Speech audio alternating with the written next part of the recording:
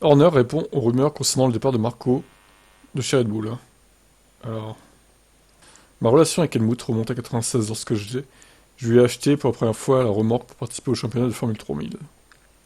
Tous deux ont participé à ce championnat avec leurs propres équipes. Lorsqu'il était responsable de pilote junior chez Red Bull, j'ai engagé ces pilotes auprès de lui en Formule 3000 et j'ai remporté le championnat.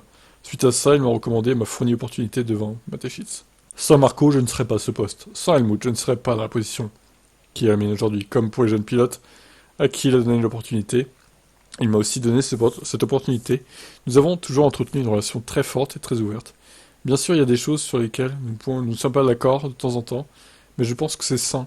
Selon Horner, le décès de Mateschitz n'a aucune incidence sur la poursuite des activités de Marco chez Red Bull. Nous parlons très régulièrement de tous les aspects pour Helmut. C'est légèrement différent de ce que c'était auparavant, depuis le décès de son ami Dietrich. Mais il a toujours un rôle très précieux qu'il joue au sein de l'équipe. Il n'y a absolument aucune intention ou désir de ma part, ou de la part de quiconque, de voir ça changer. Tant qu'il voudra continuer, c'est encore un octogénaire très simillant. Je ne vois aucun changement dans notre façon de travailler. Les rôles évoluent, l'entreprise a tellement évolué depuis que nous sommes entrés dans le sport. Sur le plan opérationnel, je gère tout au jour le jour.